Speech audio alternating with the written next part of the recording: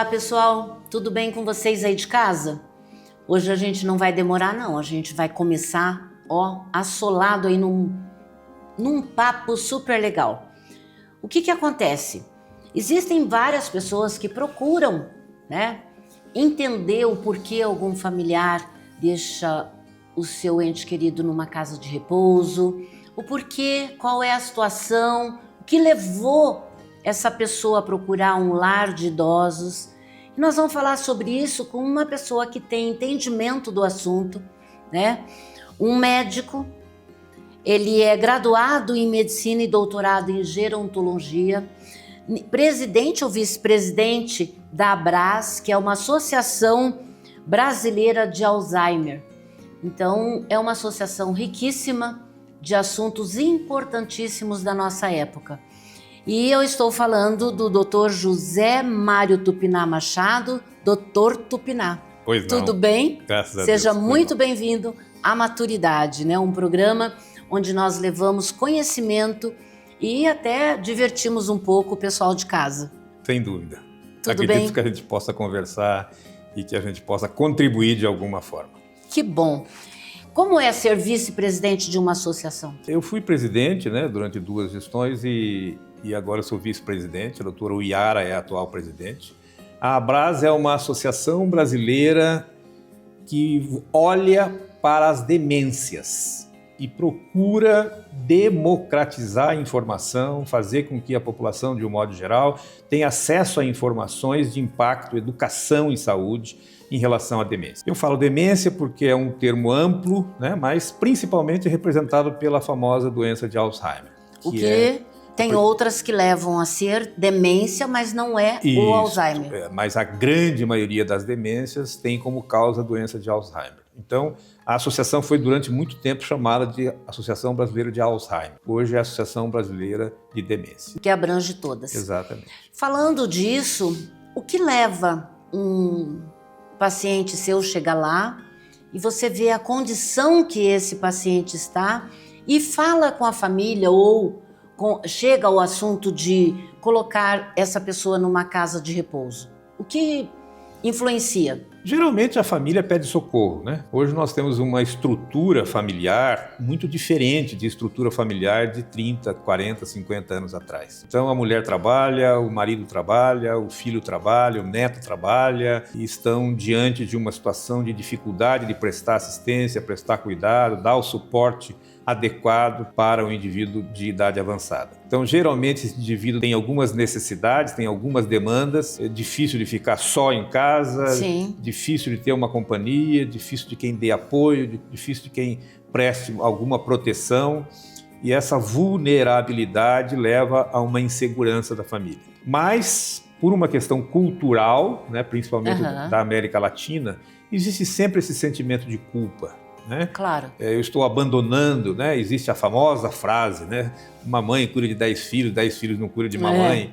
Então a filha, o filho, o neto, a neta, o genro, a nora, sempre fica com essa sensação de abandono, sensação de que não está respondendo a uma demanda natural, que seria obrigação cuidar, mas não tem estrutura, não tem condição, não tem disponibilidade, não tem disposição, não tem ambiente, Tira a privacidade.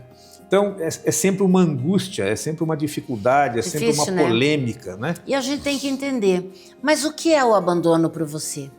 Posso te chamar de você, claro, desculpa? Deve, claro, sem dúvida. O abandono é, quando você fala em cuidar, você fala em proteger, você fala em apoiar, você fala em fazer companhia, Sim. Você fala em estar presente, nos 2 extremos da vida, isso tem uma dificuldade, tanto na criança quanto no paciente octogenário, nonagenário, centenário. Esses 2 extremos são extremos que acabam tendo necessidades de uma presença maior. E hoje, na nossa cultura, a cultura norte-americana e europeia também não foge muito, mas o Brasil envelheceu muito rapidamente. Falamos disso sempre, quase todos os programas. Então nós não sabemos ainda lidar com o idoso. E nós, idosos, eu sou idoso. Eu também. Então nós, idosos, também não temos muita clareza sobre o nosso papel na sociedade. principalmente o muito idoso, que é considerado acima de 85 anos. Sim. Qual será o meu papel social? Qual será o meu papel cultural? Qual será o meu papel enquanto avô, enquanto bisavô, enquanto sogro, enquanto sogra, enquanto vizinho, enquanto motorista no trânsito, enquanto funcionário de uma empresa, enquanto aposentado? Qual é o meu papel? Quais são os meus direitos? Quais são os meus deveres? Qual é o impacto da minha presença ou da minha ausência? Então, existe muita dificuldade nessa questão de você definir, de você conceituar e de você admitir qual é realmente ou quais são realmente os seus papéis. E aí fica difícil, né? Será que, para mim, enquanto idoso, independente, autônomo, lúcido, profissionalmente ativo, devo ou não devo morar com a minha família? Devo ou não devo morar numa instituição de longa permanência para idosos? Porque já começa aí, né? É o medo de ficar sozinho? É a casa de repouso, como se para o idoso o repouso fosse essencial, né? É a clínica geriátrica, é o lar geriátrico, é o lar de velho, é o lar do idoso. Sempre com essa conotação negativa, sempre pessimista, de tristeza, de isolamento. Mas não é por falta de conhecimento? Não tenha dúvida, não tenha dúvida. A prática mostra que no mundo inteiro, e o Brasil não é exceção, o número de pessoas idosas e idosos que procuram espontaneamente uma instituição de longa permanência é crescente. Sim. Então hoje eu digo que para muitos, principalmente os moradores dessas instituições de longa permanência filantrópica, esses indivíduos são indivíduos privilegiados. Sim. Porque eles não têm condição de se manter. E eles estão numa instituição que oferece 6 refeições por dia, estão numa instituição onde ele tem um ambiente social, onde tem um espaço favorável, né? Onde tem uma equipe que presta assistência. Então é um privilégio. Este mito, né, e este ranço cultural de que institucionalizar-se é abandonar-se ou levar para uma instituição é falta de carinho, é falta de apoio, é falta de respeito, pode ser um privilégio. E o contrário também, né? Às vezes em casa você deixa o idoso abandonado. Não tenha dúvida, não tenha. A gente sempre assim, enquanto estudioso do processo de envelhecimento, enquanto prestador de serviço em relação à geriatria e gerontologia, a gente sempre defende que o melhor lugar para se envelhecer é na própria casa. Em casa. Isso não se discute. Sim. Né? Agora, é o melhor quando? Em que circunstância? É possível? É viável? É praticável?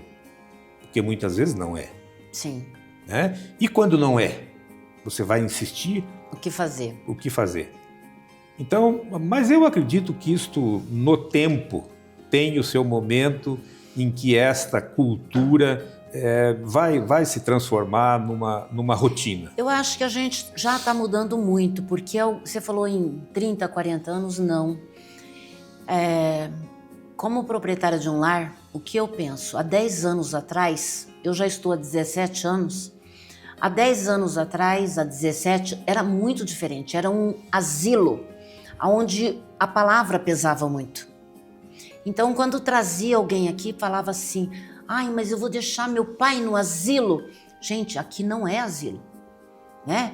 Então, essa prioridade que você dá de um carinho, de um respeito, dignidade, a condição de ter uma vida com colegas da mesma idade, assuntos que atraem a mesma população dessa casa, faz com que essa sociedade do lar ou de qualquer outra IUP seja tão mais importante que aquele da casa onde ele está lá sentado, assistindo TV, todo mundo passando na frente, mas ninguém está vendo ele. Infelizmente, dá muito bem para se fazer uma analogia com a criança que é assustada pelos pais, que se não se comportar vai dar injeção.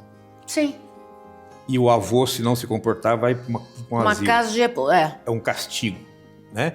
Então, se o senhor continuar fazendo isso, nós vamos te colocar num asilo, né? Como um castigo. Se a criança não vai desrespeitar o pai, vai tomar uma injeção. Então, essas analogias e essas ameaças foram históricas. Sim. E hoje nós temos que quebrar esse paradigma, né? E essa questão é uma questão que eu sinto que qualquer pensamento, qualquer cultura, qualquer ideia em contrário é remar contra a corrente. Hoje a sociedade está diferente. As famílias têm uma estrutura totalmente diferente.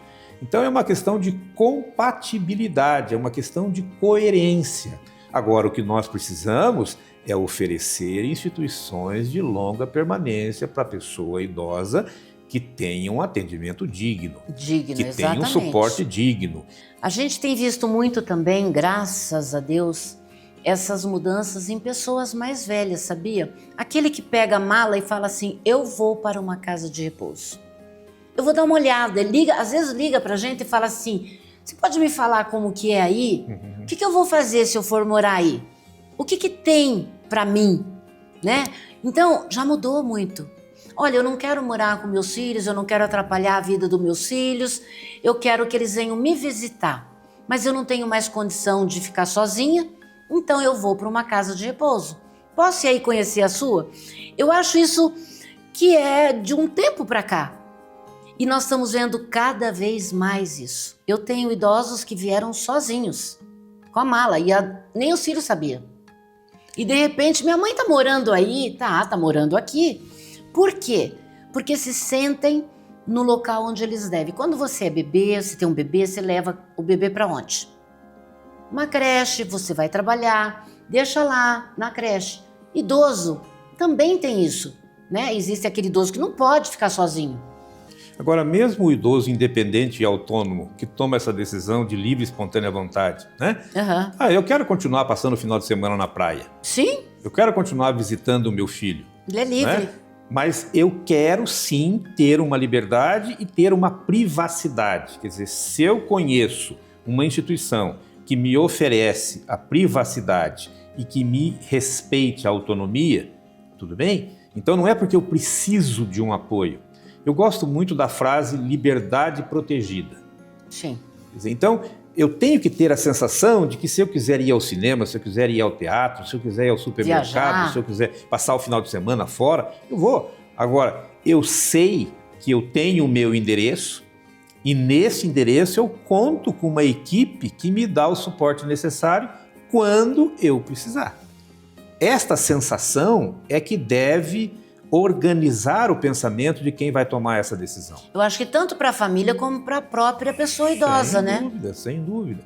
O que a gente vê, infelizmente, são instituições de longa permanência que ainda traz aquele ranço do asilo. Você está numa instituição, você é claro que você tem que seguir o regimento interno, que você tem que seguir... Precisa, né? Existe um pacto, existe um contrato, existe uma organização, né? Isso é necessário, isso é imprescindível.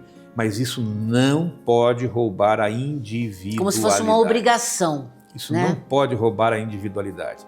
Existe um paradoxo também, um conflito que eu gosto muito de discutir, que é a questão privacidade e segurança. Quer dizer, a partir do momento que eu quero uma privacidade de 100%, eu abro mão de segurança. A partir do momento que eu quero uma segurança de 100%, eu abro mão da privacidade. Então eu vou ter uma câmera no meu quarto, eu vou ter uma câmera no banheiro. Quando eu estiver sentado para defecar, eu quero estar sendo filmado, porque caso aconteça algum acidente, alguém sabe que eu caí. O que aconteceu? Então, assim, são coisas que não conseguem conviver de forma harmônica. Separada. Né? Privacidade e segurança são dois aspectos que, quando você ganha de um lado, você perde do outro. Mas falando assim, você não acha que as instituições estão muito ligadas? Claro que precisa, né? Nós precisamos da Anvisa, nós precisamos de Ministério Público, nós precisamos, né? Estamos ainda, eu estou falando ainda porque a gente está trabalhando muito para mudar algumas coisas, né? Eu me lembro quando abri a primeira casa, o que acontecia? Não podia ter cortina de tecido. Então, existem alguns absurdos, eu vou dizer, que nos chocam às vezes por não poder fazer. Ou, pode, mas não deve. Então você fica um pouco preocupada porque às vezes o idoso vem aqui e diz assim, eu posso fazer minha comida? Eu posso lavar a minha roupa? Por que não? O Brasil é um país muito rico em paradoxos. Tem muitos paradoxos, né?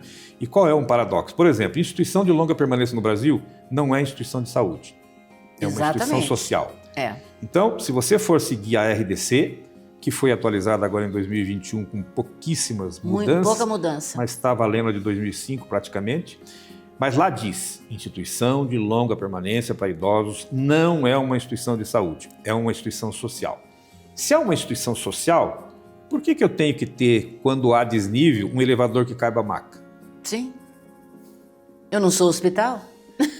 Não é obrigado a ter médico. Não é obrigado. O médico não é obrigado. Por quê? Porque não é uma instituição de saúde. Bom, não é uma instituição de saúde, mas então por que não pode cortina? Entendeu? Então são paradoxos que precisam ser resolvidos e que há uma morosidade, uma burocracia muito complicada. Então vem a Anvisa, fala uma coisa, vem a promotoria do idoso, fala outra coisa, vem o bombeiro, fala outra coisa. Então, né? E acaba te tratando como uma clínica, como um hospital, que você não é. Entendeu? Só que não tem ligação nem com a Secretaria de Saúde, nem com o SUS, nem com o Ministério da Saúde, é tudo da área social. Não tem verba do Ministério da Saúde, as instituições filantrópicas sem fins lucrativos não recebem verba nenhuma da saúde, nem do Ministério, nem da Secretaria, nem nada. Tem convênio com a FAS, com a Fundação de Ação Social, que é um órgão social. Né? E mesmo as instituições privadas têm dificuldade. Né? Porque nós entramos no mesmo patamar. Exatamente. Entendeu? É difícil a gente falar disso sem expandir alguns pontos que não é o caso. Mas quando é hora, voltando lá no nosso assunto, quando é hora para que você fale com a família sobre um lar de idosos? Quando a família me traz, né, alguma angústia, alguma dificuldade operacional, alguma dificuldade na rotina, no dia a dia, né? Como é que eu faço?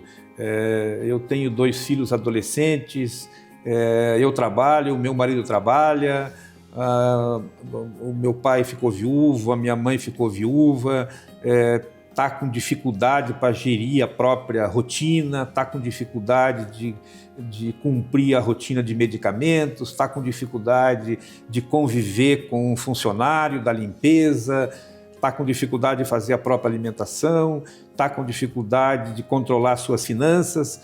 E como é que eu faço, doutor? Quais seriam os caminhos? Quer dizer, a gente tem que colocar uma instituição... Vai chegando numa... Tem que colocar uma instituição de longa permanência como uma possibilidade, né?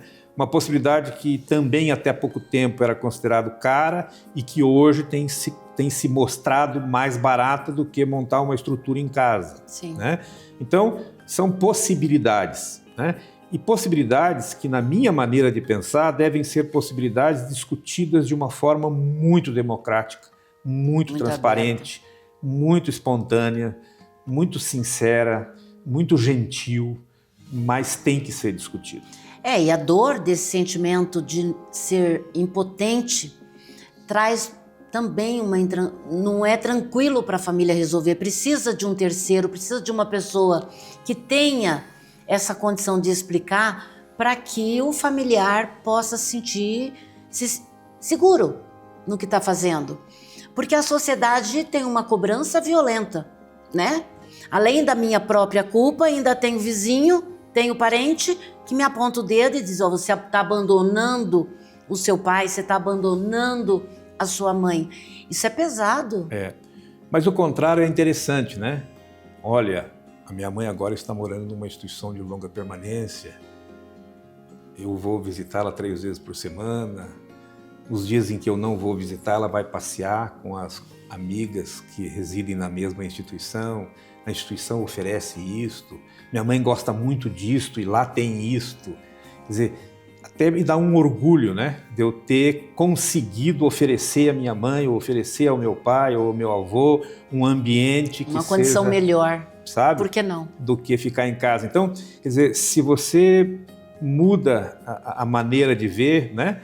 Porque é complicado quando você não tem condição financeira, quando a mãe é lúcida, tem autonomia, mas tem um grau de dependência muito alto. Sim. Então, o paciente tem uma possibilidade de executiva 0, mas é lúcida. Então, é aquele indivíduo que a gente diz que tem autonomia total, mas é dependente total, limitado ao leito, né? E aí essa sensação de que você está depositando aquele ser num ambiente que não é adequado, que não é o que ele gostaria, que não tem a estrutura que ele precisa, que não responde às demandas dele, mas que é aquilo que eu posso oferecer. Então, no ambiente social, quando perguntam onde é que está sua mãe, eu digo, está numa instituição de longa permanência. Bem com vergonha. Né? Com... Agora, seria muito gostoso, né? Muito prazeroso dizer, minha mãe está lá naquela instituição de longa permanência, com toda a estrutura e tal. E eu gosto muito de insistir, né? Quando eu falo toda a estrutura, eu não estou falando de luxo. Né? De luxo, está falando de atendimento. Estou falando de qualidade de atendimento, de respeito, né? De entregar aquilo que realmente aquela pessoa precisa. Eu acho que a melhor coisa que um familiar tem que fazer é visitar, é compreender, é entender, né? Que você não está depositando, não é um depósito. Acima de tudo, eu diria diálogo. Não fazer as coisas de uma forma sem que o idoso ou a idosa participe, sabe? É um assunto difícil, é um assunto pesado, é um assunto que culturalmente é censurado, mas a gente tem que quebrar esse paradigma. A gente tem que encarar e a gente tem que, se eu amo, se eu respeito, se eu admiro, se eu quero oferecer o melhor, eu tenho que ser sincero, eu tenho que ser honesto, eu tenho que ser transparente, eu tenho que ser espontâneo e eu tenho que abrir esse assunto, discutir esse assunto, conversar sobre esse assunto. Isso não é uma decisão que se tome em 24 horas. Isso é uma decisão amadurecida, isso é uma decisão que exige diálogo, exige conversas e conversas, e o amadurecimento desse assunto é que vai ter uma conclusão saudável. Como médico, geriatra, quando você vê um idoso que está numa demência, mas aquela demência já para o final, né? Existe aí um longo caminho até essa pessoa chegar ao final. E a família então percebe que já fez de tudo e não conseguiu. Mesmo assim, você dá o conselho, você entra nessa conversa de uma casa de repouso? Sim, eu acho que você tem que oportunizar, né, para a família e colocar isso como uma opção, né? E a família que tem a sua realidade, que tem as suas peculiaridades, as suas características, a sua escala de valores, né? Veja, nós vamos oferecer o que esse indivíduo, neste momento, precisa, porque é um paciente, é uma pessoa de alto risco, sim, né, de acidente doméstico. Muitas vezes, o paciente tem uma deterioração intelectual muito antes de ter uma deterioração executiva. Então ele caminha, então ele se veste, mas ele não tem noção. Sim. Então, esta falta de noção, essa falta de coerência, essa falta de lucidez, oferece um risco muito grande.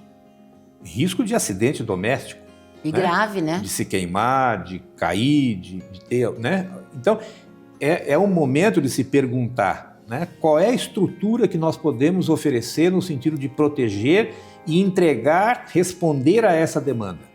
Não, nós vamos contratar uma equipe de cuidadores, nós vamos ter cuidadores 24 horas, nós vamos ter... Bom, mas quem é que vai administrar isto? É difícil, né? Não é fácil. E o dia que a cuidadora disser que não vai porque o filho está com febre? 5h30 da manhã, não vou trabalhar. Quem que vai substituir? Então, tem que se colocar tudo isto, né, cartas na mesa, de forma aberta, de forma tranquila, né, de forma espontânea. Vamos programar. E quando você cita demência, quando você faz o diagnóstico de demência, você já consegue antecipar como é que vai ser. Lá na frente. Qual é o futuro? Como é que nós vamos administrar isso? Como é que nós vamos gerenciar isso? E nem sempre a família sabe o que acontece, né? Porque os dias... Você levanta de um jeito, adormece de outro, é tudo muito rápido. E na demência especificamente, há uma tendência muito forte de negacionismo. Sim. Não quer entender, não quer perceber, não quer aceitar. Então fica difícil e a gente tem que criar, enquanto geriatra, enquanto gerontólogos, nós temos que criar oportunidades, criar momentos de diálogos para fazer previsão. Porque demência não mata. Exato, são as doenças que vêm e que acontecem. Exatamente, então... E às vezes o próprio cuidador é o que mais sofre, né? Sim. Nessa situação. Doutor Tupinambá, passou tão rápido. Já. Poderíamos ter mais tempo, né? Quem sabe a gente traz o senhor de volta aqui. O assunto é palpitante, né? Gente, é um assunto espetacular. Mas eu não posso deixar o Dr. Tupinás sair daqui sem dizer tchau para os meus telespectadores que estão assistindo você. Pessoal, busque entender o processo de envelhecimento. Busque se familiarizar com esse processo de envelhecimento.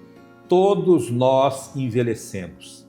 Rico, pobre, preto, branco, alta escolaridade, baixa escolaridade, todos nós seremos velhos e velhas. E teremos as nossas dificuldades. E essas dificuldades são absurdamente individualizadas. Não tem um velho típico. O envelhecimento é heterogêneo, por isso as velhices são velhices muito distintas. E nós temos que entender isso. E nós temos que aceitar o envelhecimento como um processo biológico natural. Nós envelhecemos biologicamente, psicoafetivamente, economicamente, culturalmente, politicamente, financeiramente, socialmente. Então é muito importante que a gente entenda que nós vamos nos transformando e que essas transformações são individualizadas. E devemos abrir mão do etarismo, do idadismo, do preconceito. Vamos aceitar o processo de envelhecimento e vamos vivê-lo da melhor forma possível. Eu acho que eu nem preciso falar mais nada.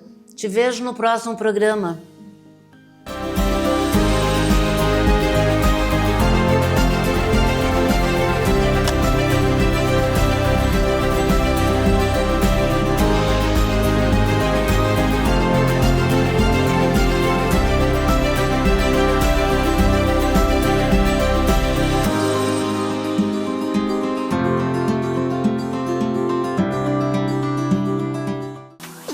Na Morada Feliz, cada dia é um abraço quentinho. Aqui, nossos idosos vivem com carinho, conforto e alegria.